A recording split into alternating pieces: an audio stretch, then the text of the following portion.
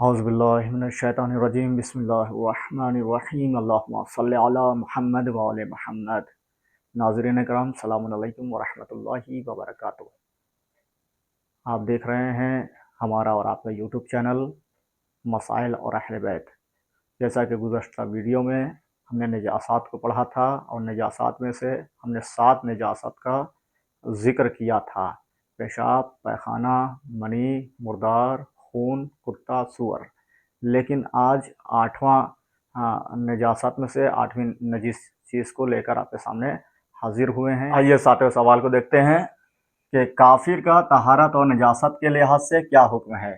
जैसा कि नजासत में काफिर 8वें नंबर पे हैं, तो उनके तहारत और नजासत का शरीयत के एतबार से क्या हुक्म है, तो उसका जवाब देखते हैं कि कुल्ली तौर पर काफिर 2 हिस्सों में तकसीम किया जा सकता है: किताबी काफिर, गैर किताबी काफिर।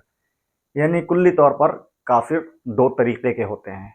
एक काफिर वो है कि जो किताबी काफिर कहलाता है, जिसको अहले किताब कहा जाता है, और एक काफिर वो है जिसे गैर किताबी काफिर कहा जाता है। आइए देखते हैं कि किताबी काफिर कौन से हैं। यानी यहूदी, ईसाई, मजूसी। ये यहूदी, ईसाई और मजूसी ये किताबी काफिर कहलाते हैं। यानी अहले किताब, जो अहले किताब हैं वो ईसाई हैं, यहूदी हैं और मजूसी हैं। और गैर किताबी काफिर जो यहूदी, ईसाई, मजूसी ना हो, यानी जो ना यहूदी हो, ना ईसाई हो, ना मजूसी हो, इन तीनों के अलावा जितने भी काफिर हैं वो गैर किताबी काफिर कहलाते हैं। अब देखिए, ये पस गैर किताबी काफिर का तमाम बदन नजिस है। तो गैर किताबी काफिर का तमाम बदन का हर हिस्सा नजिस है, यहाँ तक के बाल, नाखून, पसीना और रतूबतें भी। यहाँ तक कि उसका बाल, नाखून, उसका पसीना, यहाँ तक कि उसकी जितनी रतूबतें हैं, तमाम की तमाम चीज़ें नजिस है। यानी बदन का हर हिस्सा उसका नजिस है, जो गैर किताब काफिर है। और देखें कि अहले किताब यानी यहूदी, ईसाई, मजूसी पाक हैं। यानी जो अहले किताब हैं, मजूसी हैं, यहूदी हैं, ईसाई हैं, ये तीनों के तीनों पाक हैं, उनके बदन का हिस्सा पाक शुमार होता है। आइए देखते हैं कि गाली अफराद, यानी कुछ गाली अफराद हैं कि जिनको गाली कहा जाता है, तो उनका क्या हुक्म है। उनमें से जो आइम्मा में से किसी को खुदा कहे या खुदा उनमें हुलूल कर गया है, इस तरीके का कहे तो नजिस है। यानी गाली अफराद वो हैं कि जो आइम्मा अलैहिमुस्सलाम को खुदा कहते हों, या ये कहते हों कि खुदा उनके अंदर आ गया है, हुलूल कर गया है। तो इस तरीके के अफराद जो होते हैं, इस फ़िक्र के अफराद को गाली अफराद कहते हैं। तो ये भी नजिस हैं, इनका बदन भी नजिस होता है। आइए नवासिब देखते हैं कि नवासिब किन अफराद को कहते हैं। तो जो आइम्मा की निस्बत दुश्मनी का इजहार करे नजिस है। यानी वो नवासिब नजिस हैं कि जो आइम्मा इकराम अलैहिस्सलाम से दुश्मनी का इजहार करते हों, यानी उनको दुश्मन मानते हों, दुश्मन समझते हों, तो ऐसे नवासिब शरीयत में हराम, नजिस करार दिए गए हैं। उनके बदन का हर हिस्सा नजिस है। ख्वारिज, बस वही ख्वारिज नजिस हैं जो अहले बैत की निस्बत दुश्मनी का इजहार करें, मगर जो दुश्मनी का इजहार ना करे वो पाक है। यानी कुछ ख्वारिज अफराद भी हैं, लेकिन ख्वारिज में सारे के सारे नजिस नहीं हैं। वो ख्वारिज नजिस हैं कि जो अहले बैत कराम से दुश्मनी का इजहार कर रहे हों, उनको दुश्मन समझ रहे हों, उनको दुश्मन मान रहे हों। अगर ऐसे ख्वारिज अफराद हैं तो वो नजिस हैं।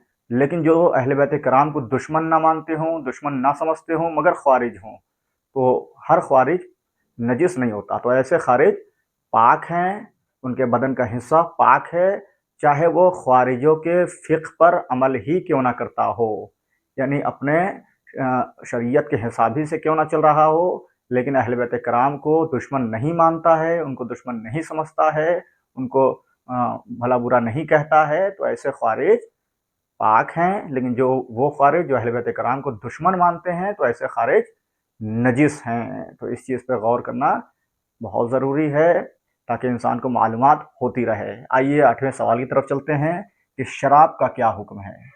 देखिए, शराब ऐसी चीज़ है जो शरीयत में हराम करार दी गई है, तो लिहाजा इसके हुक्म को देखें कि शराब नजिस है। लेकिन शराब के अलावा दूसरी चीज़ें जो इंसान को मस्त करती हैं नजिस नहीं हैं। देखिए, शराब ज़ाहिरी तौर पर, बिल्कुल वाज़े तौर पर یہ نجس ہے، لیکن اور بھی چیزیں جو ہوتی ہیں جو انسان کو مست کر دیتی ہیں، انسان کو نشے میں ڈال دیتی ہیں، انسان اس کا استعمال کرتے ہی نشے میں ہو جاتا ہے، تو وہ سب چیزیں نجس نہیں ہیں، لیکن ہاں اس کا استعمال شریعت میں حرام قرار دیا گیا ہے، یعنی اس کا یوز کرنا، اس کو استعمال کرنا شریعت میں حرام قرار دیا گیا ہے، گناہ قرار دیا گیا ہے۔ جو بھی چیز انسان کے دماغ کو ہلا کر رکھ دے یعنی نشے میں ڈال دے، تو ایسی چیزیں حرام ہیں۔ آئیے آگے دیکھتے ہیں، مگر ہر حال میں ان کا استعمال حرام ہے۔ فقا، ایک فقا ہے جس پہ غور انسان کو کرنا ہے کہ فقا کیا ہے۔ دیکھیے فقا کہتے ہیں بیئر کو، یہ جو مارکیٹ میں بیئر چلی ہوئی ہے اور لوگ بڑے شوق سے بیئر کو پیتے ہیں، یہ سمجھ کے پیتے ہیں کہ بیئر حرام نہیں ہے، تو ایسا نہیں ہے۔ آیت اللہ سستانی صاحب کی نگاہ میں اس کا حکم واضح ہے کہ فقا یعنی بیئر جو جو سے بنی ہوتی ہے اور ہلکے نشے کا سبب ہوتی ہے، حرام ہے۔ دیکھیے جو سے بنی ہو اور ہلکا نشہ ہو، نشہ ہلکا بھی ہے تب بھی وہ بیئر حرام قرار دی گئی ہے۔ احتیاط واجب کے بنا پر نجس بھی ہے، لیکن اس کا حکم یہاں تک آ گیا ہے کہ احتیاط واجب کی بنا پر یہ نجس بھی ہے، یعنی اس کو ٹچ کرنا، اس کو چھونا انسان کے بدن کا حصہ نجس ہو جاتا ہے۔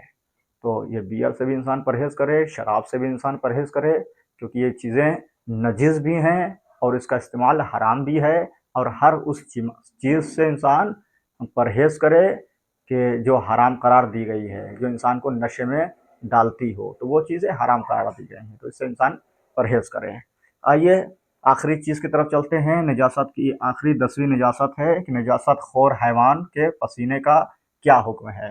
یعنی نجاست خور حیوان کہ وہ جانور کہ جو نجاست کو کھاتا ہے، یعنی گندگی کو کھاتا ہے، پیخانے کو جو کھاتا ہے، اس کے پسینے کا کیا حکم ہے۔ دیکھیے شریعت میں پسینے تک کا حکم دیا گیا ہے، اس لیے شریعت کو پڑھنا، شریعت کو جاننا بہت ضروری ہے۔ آئیے اس کا حکم دیکھتے ہیں۔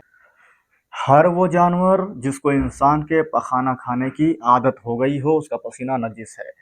دیکھیے کوئی بھی جانور ہو، اگر وہ انسان کی گندگی کھانے کی عادت ہو گیا ہو، انسان کے پخانہ کھانے کی عادت ہو گئی ہو اسے، تو ایسے جانور کا پسینہ تک شریعت میں نجس قرار دیا گیا ہے، چاہے اونٹ ہی کیوں نہ ہو، یعنی اونٹ کا پسینہ بھی نجس ہو جائے گا اس صورت میں کہ اگر وہ اونٹ انسان کے پخانہ کھانے کی اس کو عادت ہو گئی ہے۔ تو آپ دیکھیں کہ یہ غور کرنے کی بات ہے کہ حرام طریقے سے مجرم ہونے والے کا پسینہ پاک ہے اور اس کپڑے میں نماز بھی جائز ہے۔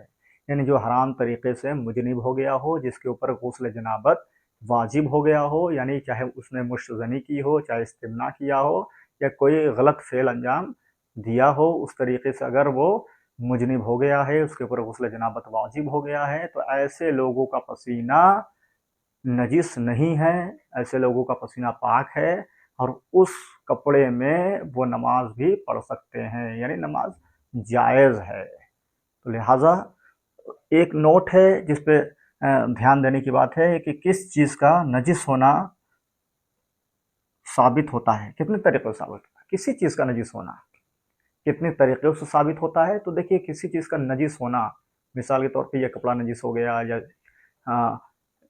یہ بدن نجس ہو گیا، تو اس چیز کو ثابت کرنے کے لیے کتنے طریقے کا ہونا ضروری ہے، کتنے طریقے سے یہ ثابت ہوتا ہے کہ یہ چیز نجس ہو گئی ہے۔